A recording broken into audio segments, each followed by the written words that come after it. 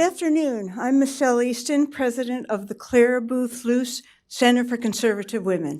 And I want to welcome you all today to our October Conservative Women's Network Luncheon. I want to give a special thank you to the Heritage Foundation, today represented up here by Melanie Israel, who is in research at the Heritage. We've had this good partnership on Conservative Women's Network for more than 20 years now, and we love working with the Heritage Foundation. I'm pleased to introduce today's speaker, Jennifer Zeng. Jennifer has a powerful story about the evils of socialism and communism, and we're honored to have her with us today. Now, when I speak of China in this introduction, I'm referring to communist China, the big China, not Taiwan, which I would call free China. In this time, what Victor David Hansen described in his column yesterday as, quote, gross abuses of human rights against Chinese religious minorities and political dissidents, unquote. The distinction between free and communist China is quite important. Jennifer fled China in 2001 for Australia. She wrote a book about her experiences and eventually settled here in the United States. There's also a powerful documentary about her life with many secret photos and videos from inside Chinese prisons and labor camps that we got a copy of and watched in our office this week with horror. She's also a managing editor now of Epoch Times newspaper. She was born in Sichuan province in China in 1966. She was arrested 4 times and held as a prisoner of conscience in a labor camp where she was physically and mentally abused and subjected to brainwashing, attempted brainwashing, and electric shock treatment. She graduated from Beijing University in 1991 with a master's degree in science. She was a wife and a mother. But because she followed a spiritual practice called Falun Gong, her life in China was shattered. The Communist Party instituted a crackdown, arrested her, and demanded that she recant her beliefs. After twice being held at a detention center and refusing, she was sentenced to re-education through forced labor. Her so-called enlightenment, that's in quotes, took the form of beatings, torture with electric prods, starvation, sleep deprivation, and forced labor. She was compelled to knit for days at a time, her hands bleeding, to produce goods for sale in the US. Many with her died under the harsh conditions. Jennifer was lucky. Millions of others remained deprived of their freedom of speech and assembly and freedom to believe as they choose by the oppressive Chinese government. Jennifer's book, Witnessing History, One Chinese Woman's Fight for Freedom, and the documentary about her life, Free China, The Courage to Believe, are testaments to her ordeal and to many others who still suffer in China, as she did. At this time in our history of the world, when Communist China is celebrating its 70th anniversary, and when we see Taiwan threatened and Hong Kong residents resisting Communist China's oppression, hearing her story means all the more. Please join me in welcoming Jennifer Zeng.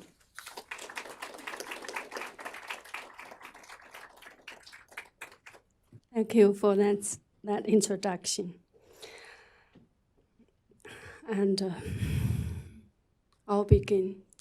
In the middle of the night, on April 13th, 2000, while I was fast asleep at my home, I suddenly heard loud bangs on the door, boom, boom, boom. Before I could figure out what had happened, a vicious-looking police officer was already in my home. He grabbed me with force and took me to the police station. Later, I asked, why was I arrested while asleep at my home? And you guess what's the reply? Because of your thought. Without any trial, I was sent to a forced labor camp. I still remember the big sign of Beijing female labor camp. It felt like entering right into hell. From the very first moment, we were forced to squat like this with our hands putting behind our heads lowered, looking at our feet motionlessly under the baking sun for 15 hours. No matter anyone couldn't endure it and fainted, electric batons were immediately applied on her so that she could be revived and continue the squatting. On the second day in the camp, 2 police officers dragged me from the cell into the courtyard, threw me to the ground, and shocked me with 2 electric batons all over the body until I lost consciousness.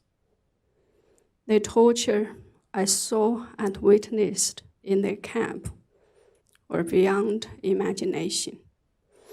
A young woman was tied to a chair with 4 or 5 male police guards shocked her on her head, on her private part, until she lost control of her bowel movement. As a result, she couldn't walk for months. And another method they used to torture females was to tie 4 toothbrushes together with the sharp end outside, and then push this thing inside the female's vagina and twist it until they saw blood. And they would also throw females naked in the male prisoner cells to have them gang raped repeatedly. And I'll stop here, pause for a minute, and to explain how I ended up in this situation. Back in 1997, I was 21 years old and a university student, maybe like many of you here. At that time, I believed the Chinese Communist Party, the CCP, was the savior of China and the only one which is capable of creating a new and beautiful new China. It was forever glorious, forever correct, forever great. I believe it all, as that was what I and everyone around me had been taught ever since we were born. So I applied to join the party and was accepted, as I was always very obedient and did well in my study. And then in 1992, I gave birth to my daughter, and I still remember holding her in my arms and marveling at her beauty and perfection. That was the most happy moment in my life. But later on, I became pregnant again. And that was the first time that I ever encountered the other side of the party, because in Communist China, no one was allowed to have a second child then. So I had no choice but to do a forced abortion and killed my unborn baby. I didn't want to, but had no choice. Because of this forced abortion, and also because of the medical accident I encountered during childbirth, I lost a lot of blood.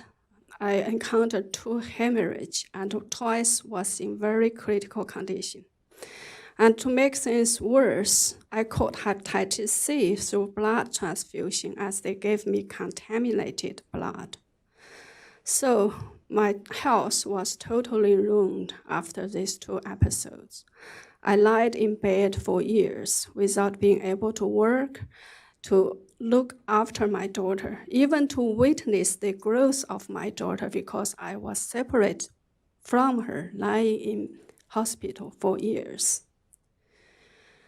And then on the second day of June 9th, 1997, and the year one day after the world celebrated the Hong Kong's return to China, I received a set of Falun Gong books from my hometown sent to me by my family.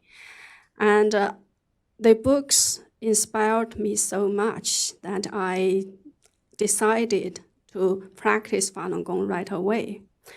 And Falun Gong, by the way, is an ancient, like Qigong practice, involves following 3 principles in your daily life: truthfulness, compassion, and tolerance or forbearance, plus 5 sets of very gentle exercises, including meditation.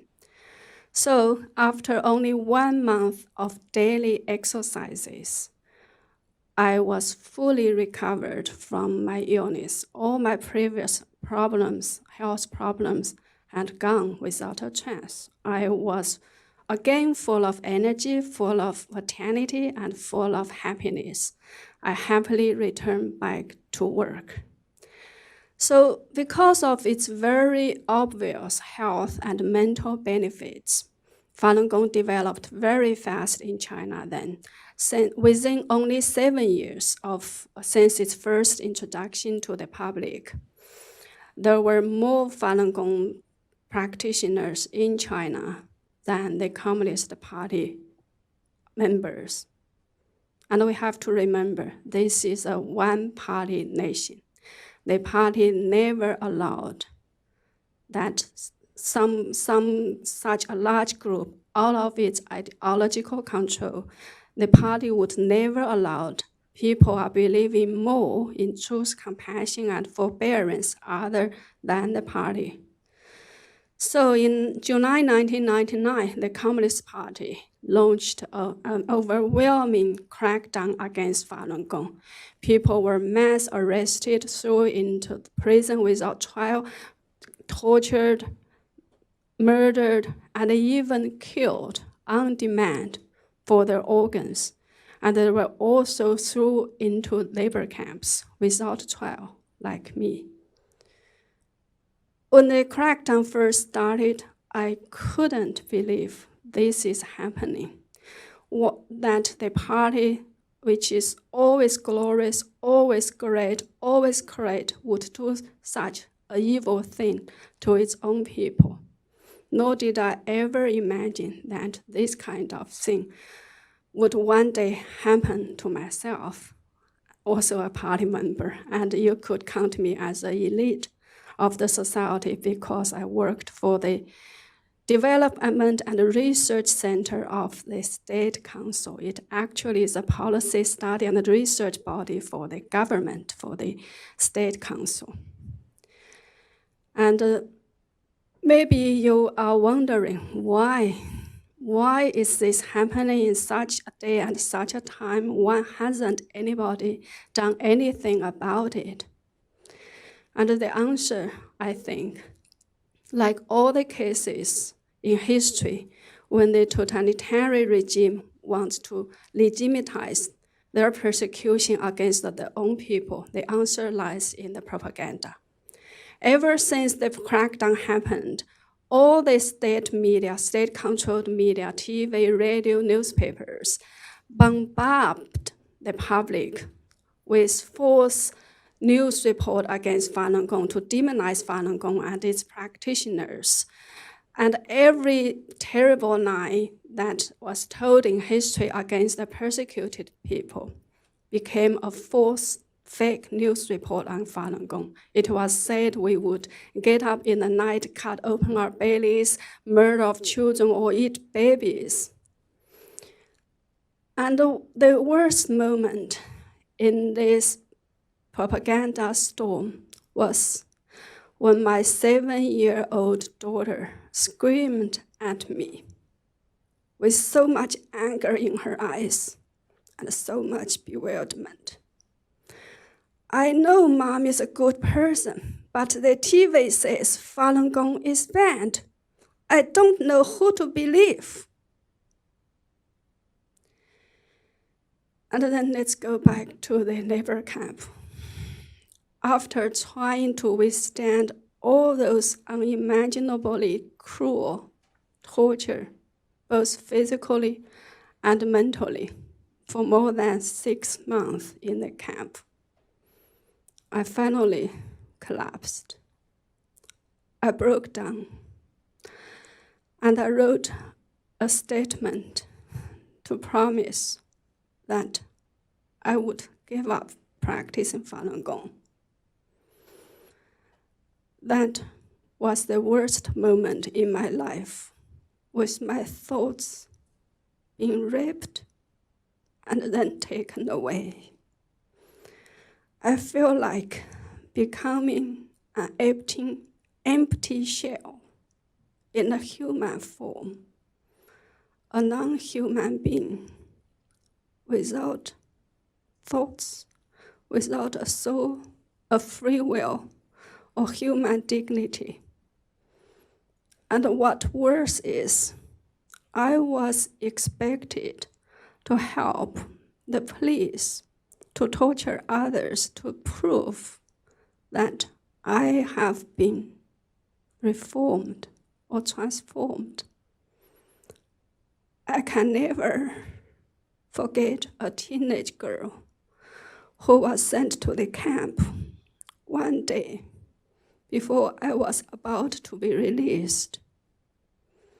The police ordered me to watch over her to make sure that she didn't fall asleep, as sleep deprivation was one of the main methods they used to torture Falun Gong practitioners. I had so much sympathy toward her, as I knew too well what she would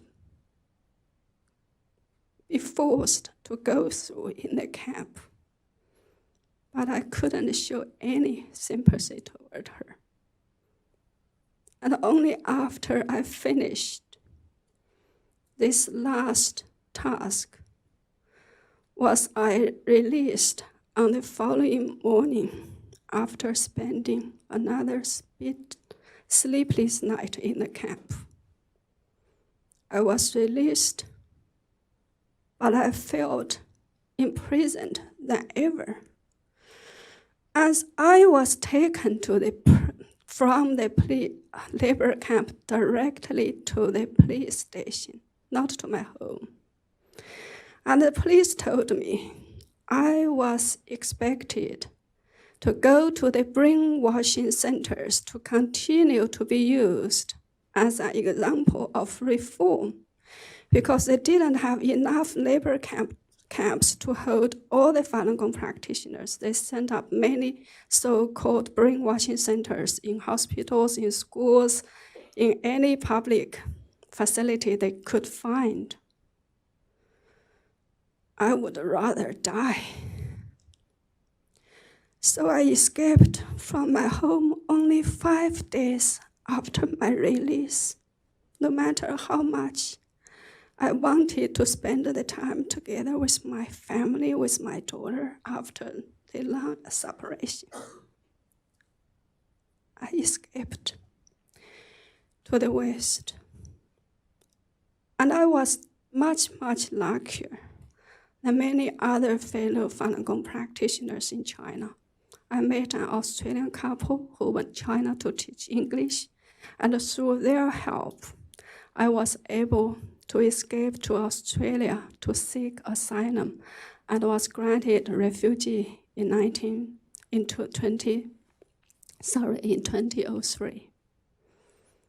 But the process of my recovery was very, very long and difficult.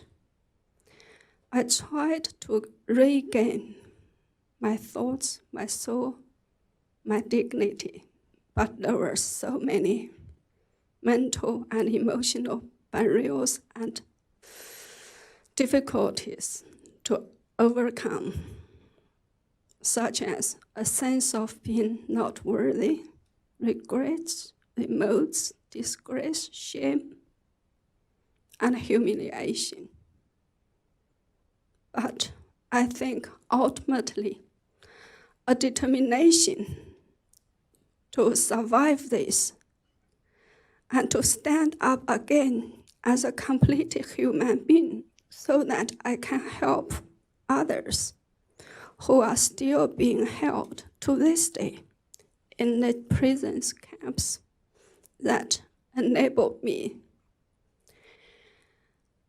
to become a complete person again with my own free will and my thoughts and soul.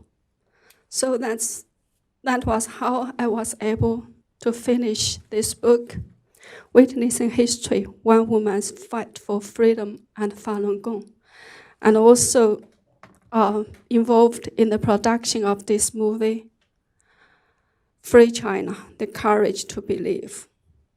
And that's why I'm here again today to tell my story. The world once vowed never again. But very unfortunately, this is happening again, and on an unprecedented large scale. Look at Hong Kong. While we were fast asleep last night, the so-called emergency law has been passed, and they are banning facial masks now. And the police, this morning, on the way here, I just saw a piece of news that a 14-year-old boy was shot by real bullets by the police again. The other day, I watched a video on the internet with a young Hong Kong man saying he had a wheel in her pocket every time he took to the street to protest or to protect his fellow protesters. And they are asking nothing but what the Chinese Communist Party, the CCP, has promised.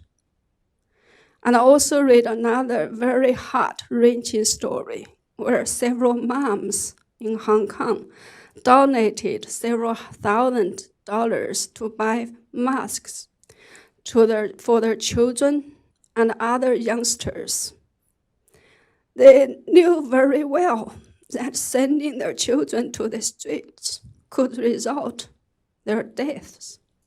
But they said, as in our generation, we failed to defend the freedom. This is the least we could do, is to support our children and let them fight. Could you imagine how those moms felt when they said and did this? Can we let them fight alone? Martin Luther King once said, injustice anywhere is a threat to justice everywhere. Exactly because the world leaders and the United States had done nothing, virtually nothing, to stop the genocide of Falun Gong practitioners. Exactly because of this, the CCP is able to spread their genocide to Uyghurs, to Tibetans, to Hong Kong people now. The young people in Hong Kong are braving real bullets, tear gas, watermelons every day. They are at the front line between the evil CCP and the free world. And they are resisting the evil and fight for freedom, not only for themselves, but also for us all. If Hong Kong loses, the world will lose. And do you think Hong Kong is the only battlefield? Absolutely not.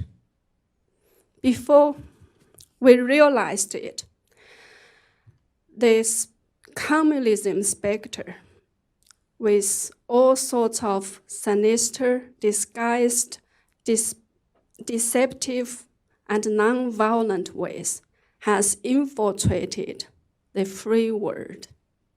That's why so many politicians are making socialism sound so sweet. And that's why the majority of young Americans are feeling attracted by socialism ideas. So Hong Kong has become a war zone, a battlefield. But here in the United States also, there is a battle between America's founding principles and traditional values with the infiltration of communism, and often manifested with various appealing trends and ideas of socialism. And that's why, as a survivor and victim of the so-called socialism with Chinese characteristics, I fully understand the seriousness of these battles. And that's why I'm here to continue to tell my story, no matter how hard it was every time. And to fight hard. Let us fight with people in Hong Kong day after day, week after week, and month after month, until we win. And together, we will win. Thank you. Thank you very much.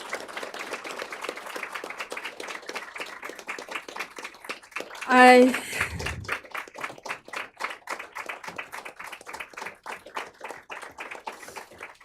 do have prepared a PowerPoint with, if we have time, just very quickly go through it. By the way, I'm a member of this anti-communism action team in Washington, and through them I was invited to this speech.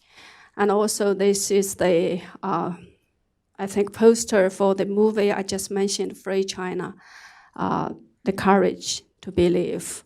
And here are some pictures I would like to show so that everyone has a vivid idea about what I was talking about.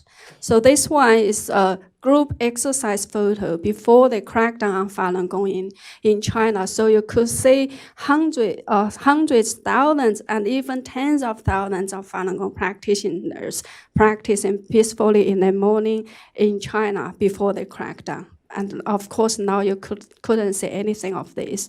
Those are only some of the torture pictures, and they are real, and you couldn't see them in any of the major, I think, media reports. This is a Falun Gong practitioner after, I think, before and after she was tortured. And I think the one luckiest thing for Hong Kong is Hong Kong still has a little bit of freedom where journalists from all over the world can go there and report what's happening. That's how we are able to look and to see all the terrible images now. But now they are attacking journalists too. A female journalist was, shot on her face, and she lost her right eye just a few days ago. But with the persecution of Falun Gong, you couldn't say anything. Virtually nothing, got reported, because in China, the government, the Communist Party, has the power to control all the media, and the foreign journalists were not allowed to cover this kind of things. So these are very, very precious images. Some of them could be, some of Falun Gong practitioners really risk their lives to be able to smuggle those images and videos out. So they secretly recorded. Those are all people, persecuted nearly to death. Inside, this is one of the very famous totalitarian labor camp called Ma Sanjia in China. This is, I think, another another one, I don't know how to put videos. So these are people forced to making products inside the labor camp. I did some of the investigation of they are making some electronic products in China, and I did some investigation. They sold them at 50,000 more, at the price that is 50,000 more than the labor cost in China. When some labor camp did pay anything, some of the labor camp didn't pay anything. So that's why the U.S. economy and the economy of other Western countries got hurt by the slave laborers in the camps that I was also forced to make. So that's the last slide. Thank you so much.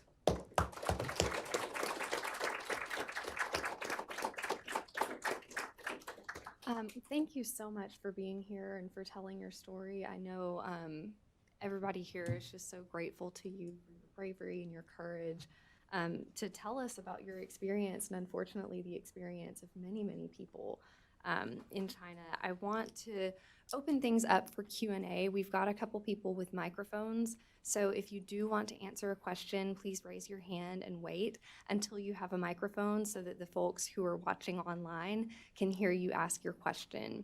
I want to kick things off with a question here to start off. I was really struck by the cruelty of the people who were in charge of these camps, and was wondering if you could explain a little bit more about how people found themselves in that enforcement role. Were they there willingly? Had they previously been troublemakers that had been reformed, quote unquote? How do the enforcers find themselves in that position? Oh, I think that was a very, very long story if we have to answer this question properly. I think inside the communist ideology, a very main element is hatred. So ever since the CCP took power 70 years ago, it has launched all kinds of campaigns. They turned people against one another.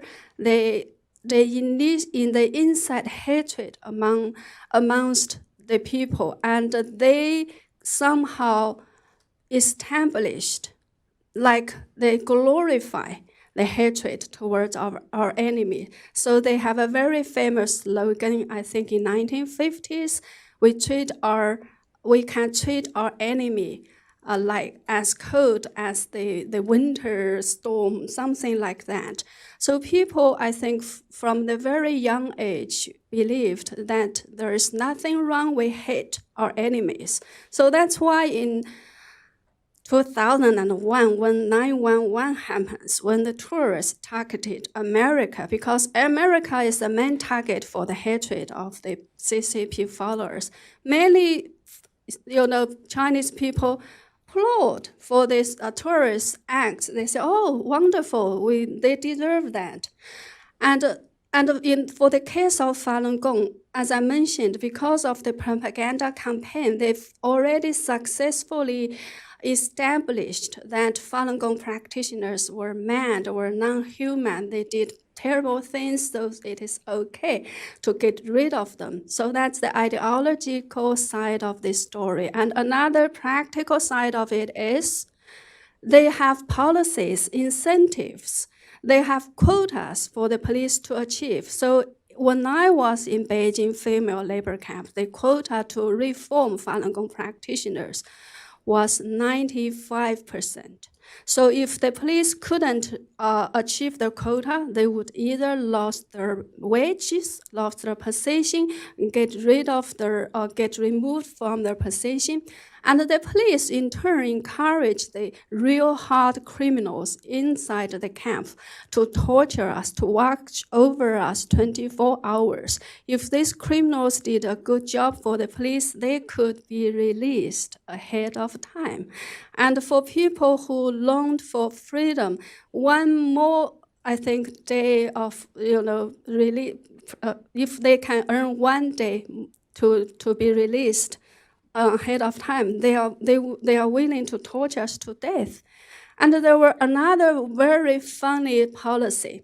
If a police officer signed my release paper, and he or she is responsible for me within 3 years after I was released, which means if within 3 years I was found to be practicing Falun Gong, if I go to Tiananmen to protest against the persecution again, that police officer would lose his or her job. And they have another policy, which is if they torture us to death, or to insanity, they were not held accountable. So they'd rather torture us to death than releasing us unreformed. And torture them to death and count as suicide has become another tactic they are using against Hong Kongers now. We heard so many cases of people jumping out of the building, or they found, floated in the sea. But many people seriously doubt they have been suicided. I know this is not a correct English expression, but I couldn't find a correct English expression because such things never happened in China. So in Chinese, we said they have been suicided, which means they have been murdered, and then the CCP claim they committed suicide. And another policy is bankrupt toward Falun Gong, is bankrupt them financially, destroy them physically, and damage their reputation, something like that. So the whole machinery of a nation has worked several decades towards this goal. And sometimes if we don't understand the CCP, it is because we try to understand it with normal mentality. So for a normal government, I think every government, whether it could do it or not, they want to do something good for the people. They want to achieve something so people will elect them next time. But for the CCP, the ultimate goal of its being, of its existence, is to destroy human beings, not to do anything good for the CCP. If we understand this, we will understand why they behaved like they did and why things has come to this stage today. Thank you so much for explaining that. We'll open things up to questions from the audience now.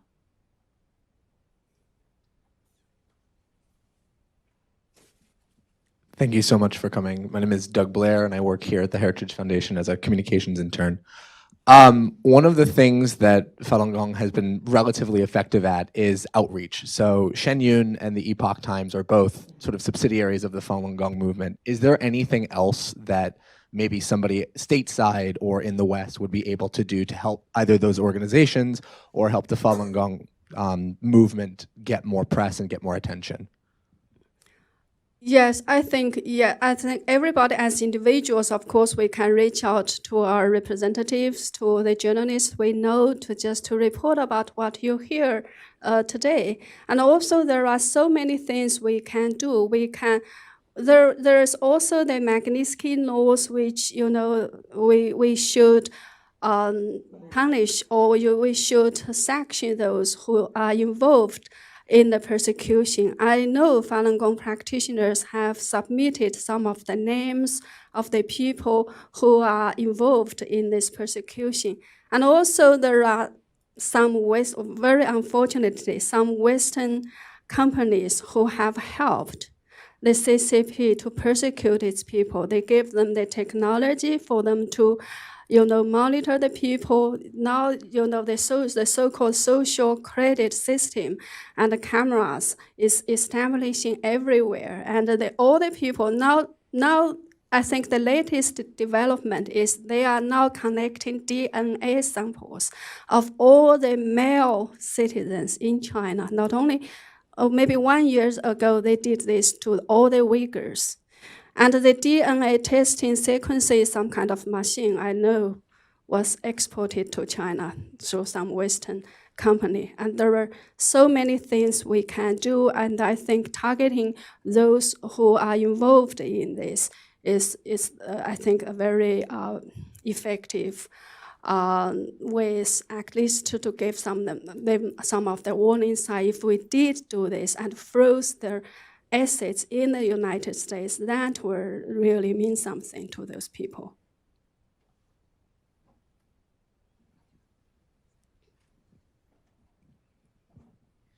Hi, my name is Caleb Kostreva. I'm also an intern here at Heritage.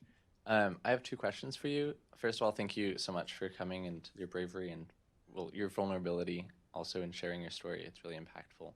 My first question is, you mentioned winning in Hong Kong. I'm just wondering what you think that looks like. What does winning look like in Hong Kong? And then also, my experience with the Uyghurs in Hong Kong and a lot of these other human rights violations in China are well known or familiar to policy people, to people in the political realm, but not to like my friends back home in Colorado. Most of the citizens of the United States just don't know about this. So what do you think it would take to really break through in these with like the normal person?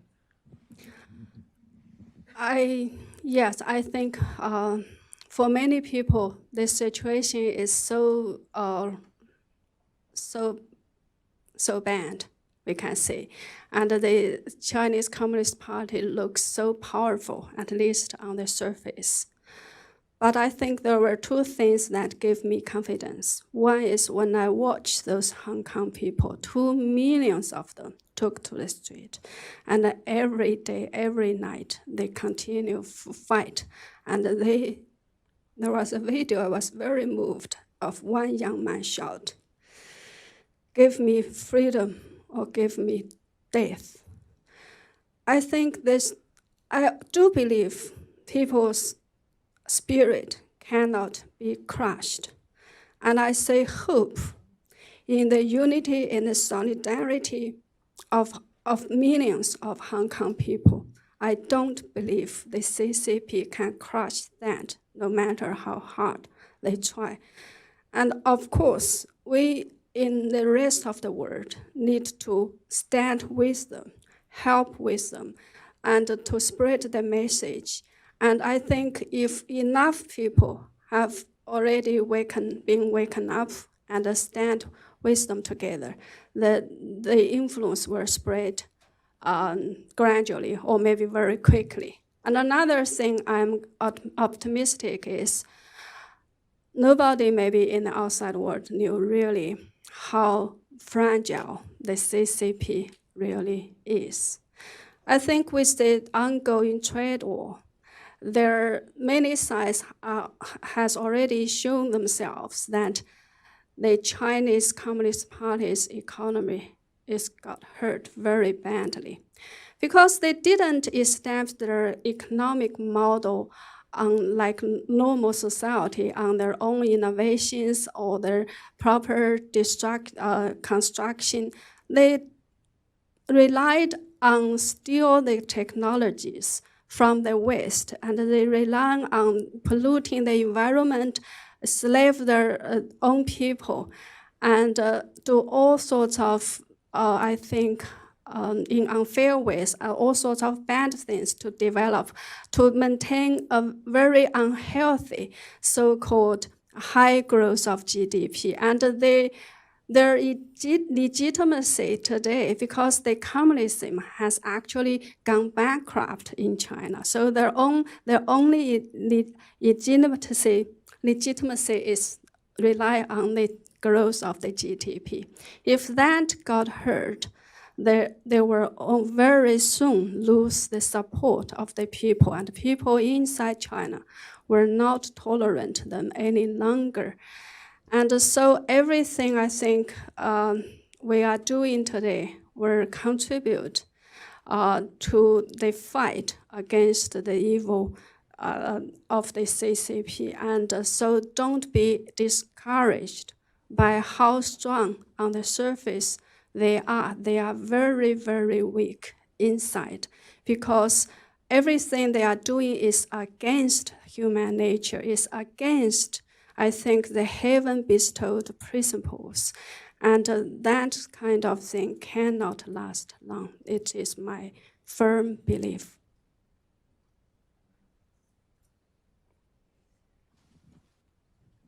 Hi, my name's Aiden. I'm interning at the Fulmer Institute here at Heritage. Thank you for sharing your story, and I know how difficult that must be. And I guess my question is just how, I have two really.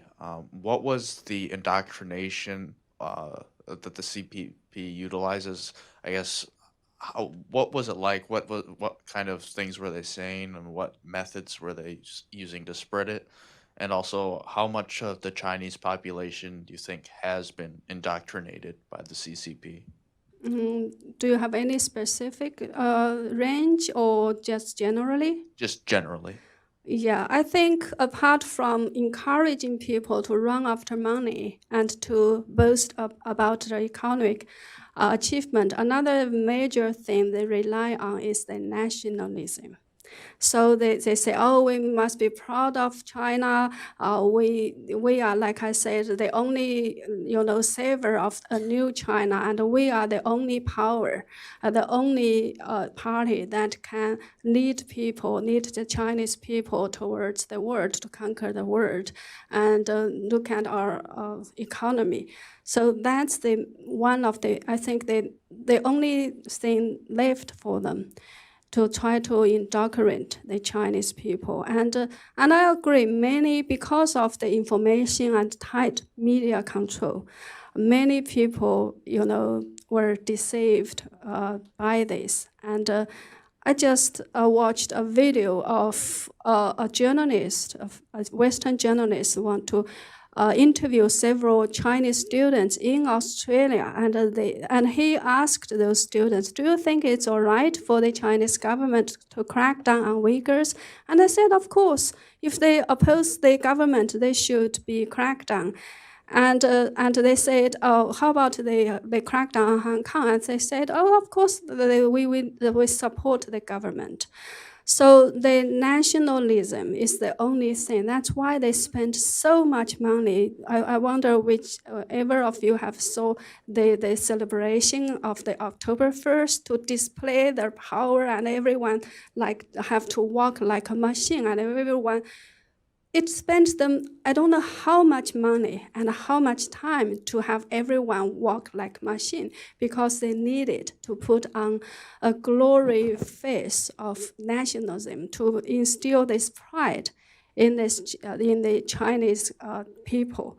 So there is a long way for us to go to try to, I think, to spread the universal values that human rights matters more than just being fed.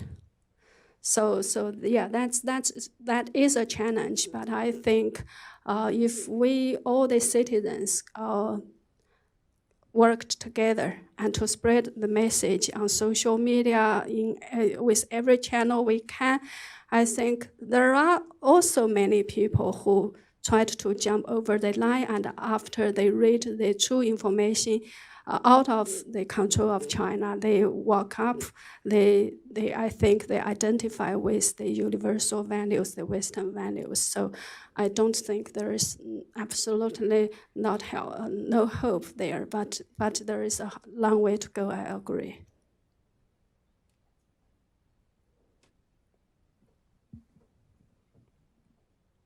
My question is that whether your organization or yourself, are you only concerned about violation of human rights in China or all over the world?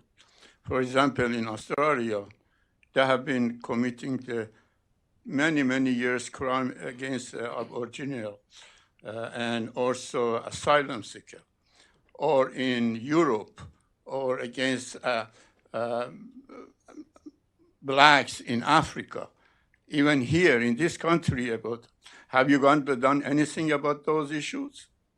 Yes, I do believe human rights is universal, and no matter where, no matter what, we have to defend them, like the basic rights to have your freedom of religion, freedom of speech, freedom of assembly. yes, I do think we should fight for the universal rights. Jennifer, maybe I can ask the last question before we go to lunch.